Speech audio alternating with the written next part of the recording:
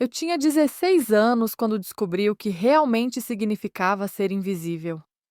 Não o tipo de invisibilidade mágica ou misteriosa.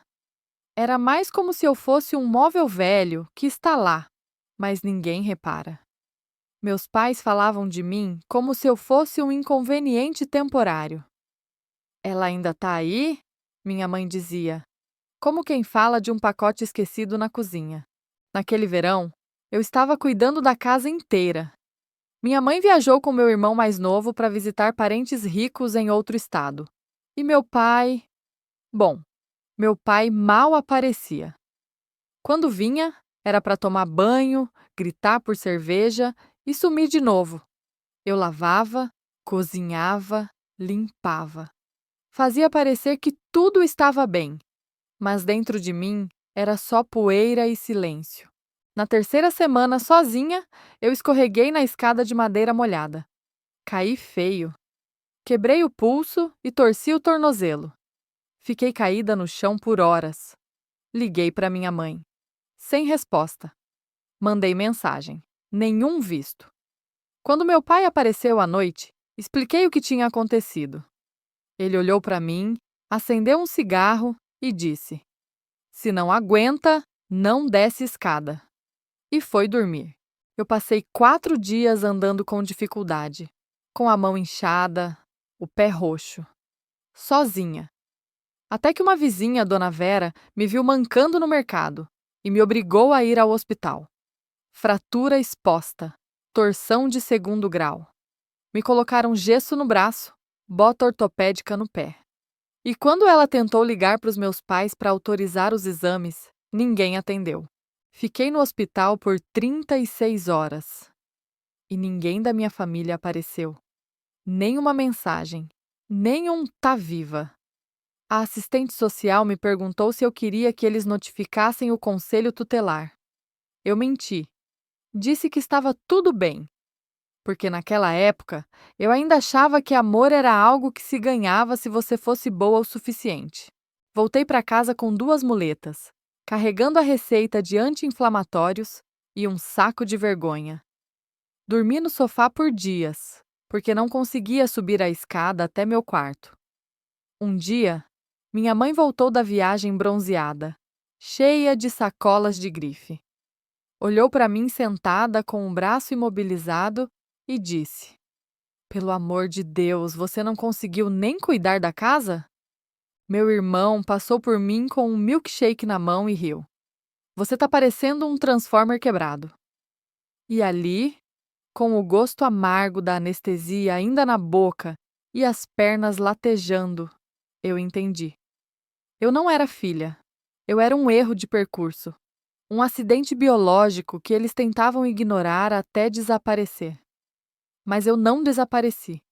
Eu registrei tudo. Cada ausência, cada silêncio.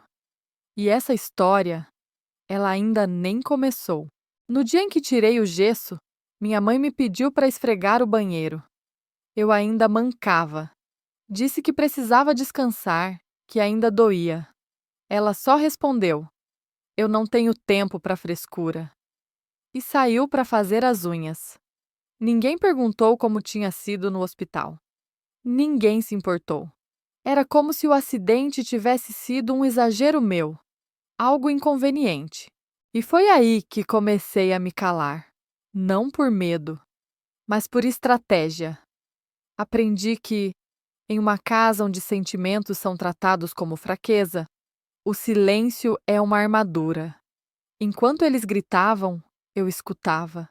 Enquanto eles mentiam, eu memorizava. Minha mãe passava horas no telefone com amigas, reclamando de tudo, inclusive de mim. Ela é lerda, estranha, parece sempre doente. Meu pai dizia que ninguém manda parir filha fraca.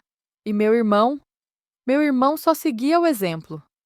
Começou a esconder minha comida na geladeira, rasgar minhas roupas, roubar meu dinheiro. E quando eu reclamava, minha mãe dizia: Para de provocar. Ele é só um menino.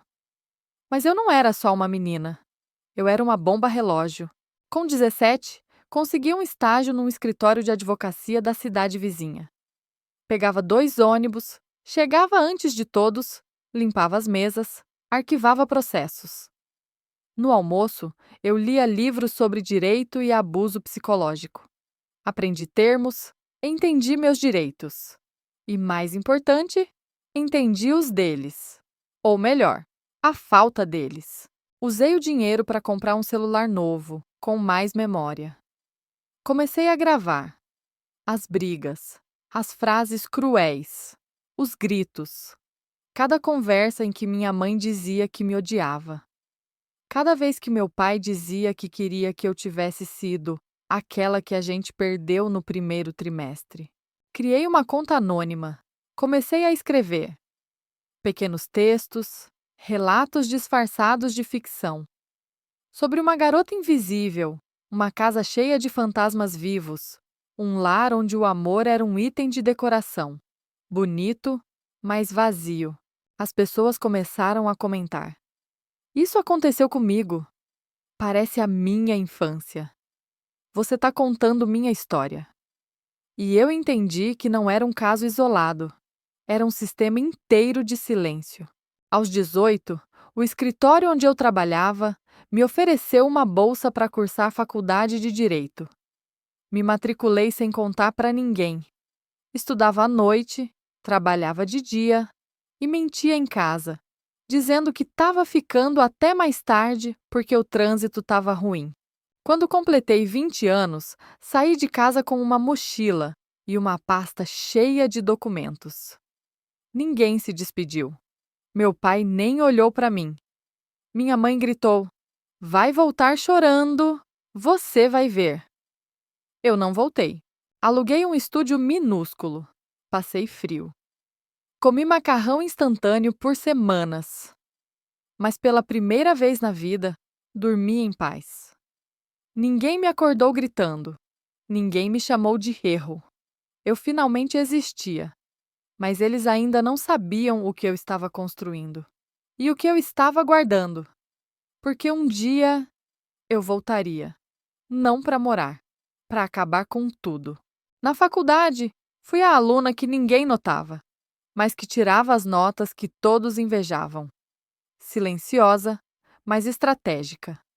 Trabalhava durante o dia, estudava à noite e nos fins de semana fazia estágio num centro de apoio a vítimas de abuso familiar.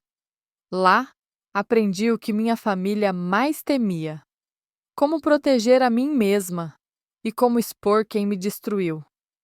Comecei a montar um dossiê, não só com os áudios que eu já tinha gravado, mas com recibos, prints, e-mails, cópias de documentos antigos, o contrato da casa que estava no nome da minha avó, mas que meu pai forjou para parecer dele, as contas de luz que minha mãe atrasava porque gastava tudo em estética, a falsa pensão que ela recebia da minha tia, dizendo que era para minha alimentação. Tudo. Eu guardei tudo. Aos 23, fui contratada como assistente jurídica em um escritório criminal. Lá, conheci gente que tinha sobrevivido ao pior e vencido. Aquilo me inflamava, me dava força, porque eu sabia que meu momento estava chegando. Enquanto isso, eles estavam desmoronando por dentro. Minha mãe abriu uma loja de cosméticos na garagem de casa. Fachada para postar no Instagram, fingir sucesso. Meu pai foi demitido e passou a vender ferramentas velhas pela internet. Meu irmão abandonou a escola e virou o que sempre foi: cruel e vazio. Eles postavam fotos sorrindo em churrascos, mas nos bastidores, eu sabia, estavam afundando. E eu só esperava, porque eu tinha algo que eles não tinham: tempo e propósito. No meu aniversário de 24 anos, comprei algo simbólico: a casa ao lado da deles. A que minha mãe sempre dizia que era pra gente comprar um dia, quando a vida melhorar. Eu comprei à vista, com meu nome no registro, e mandei reformar inteira. Fachada branca, janelas grandes, portão automático. Eles assistiram tudo pela janela sem entender. No dia em que instalei a placa de escritório de advocacia e apoio psicológico, minha mãe saiu no portão e gritou: Isso é piada, né? Você quer humilhar a gente? Eu sorri, calmamente, e disse: Não. Eu quero ajudar quem não teve para onde correr, como eu. Ela ficou vermelha. Meu pai apareceu atrás dela, inchado, envelhecido. Ele tentou me intimidar com aquele velho olhar que costumava me silenciar quando eu era criança, mas agora não tinha mais poder. Você não pode simplesmente voltar aqui e achar que tem direito de fazer o que quiser, ele disse. Não voltei para pedir permissão. Voltei para ocupar o espaço que vocês me negaram. E agora é meu. Eles tentaram rir. Tentaram dizer que eu era desequilibrada, que eu precisava de ajuda, que eu estava obcecada com o passado. Mas eu tinha provas. Provas de quem eles sempre foram. E eu estava prestes a mostrar tudo. E a melhor parte? Eu nem precisava citá-los. Bastava contar a verdade. E deixar que o mundo adivinhasse os nomes. Na noite da inauguração do meu escritório, deixei a porta aberta de propósito. Havia luz suave, café fresco e uma fileira de cadeiras de espera voltadas para um quadro com uma frase bordada à mão. Nem todo sangue escorrido grita. Alguns apenas se transformam em tinta. Era um espaço para quem precisava respirar depois de anos de grito engolido. E estava cheio. Dentre os convidados, havia jovens com olhos assustados, mulheres com cicatrizes invisíveis e homens que aprenderam a chorar tarde demais. Eu contei minha história, sem citar nomes, sem rancor teatral. Só a verdade, crua e limpa. E então mostrei os arquivos, os áudios, os documentos, as provas. Tudo publicado num site seguro, onde qualquer um poderia entender como o abuso emocional não deixa marcas no corpo, mas fraturas profundas na alma. No dia seguinte, viralizou. Uma matéria de fundo no jornal local. Filha abandonada cria espaço de cura, onde antes houve silêncio. A foto? Eu na porta do escritório, sorrindo com dignidade. E no fundo, bem ao fundo, minha antiga casa, com a cortina da sala mal fechada e duas silhuetas me observando. Meus pais tentaram reagir. Disseram que eu estava mentindo, que queria fama. Minha mãe postou um story chorando, dizendo que criar filha ingrata é pior que perder tudo. Mas ninguém mais acreditava. Os vizinhos começaram a comentar. As tias pararam de ligar. O banco finalmente executou a hipoteca da casa deles. E a garagem virou entulho. Meu irmão me mandou uma mensagem. Você destruiu a nossa família. Eu não respondi, porque no fundo, ele sabia. Eu só expus os escombros que eles mesmos construíram. Meses depois, recebi uma carta. Era da minha mãe, escrita à mão, com erros de português e manchas de café.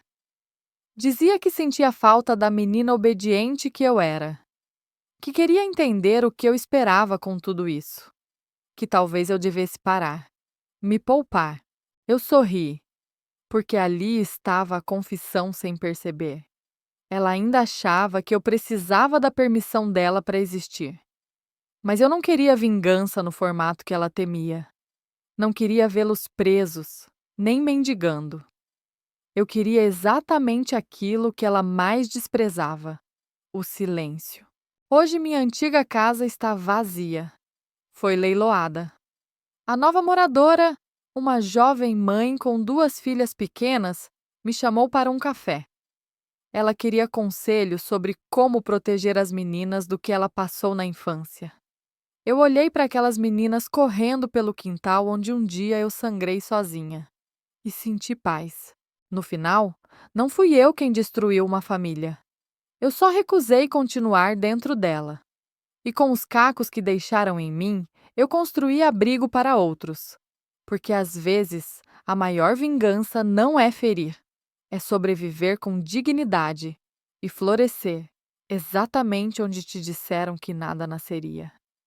E hoje, olhando meu nome na placa da porta, eu entendo. Eles me apagaram da vida deles. Mas fui eu quem desligou a luz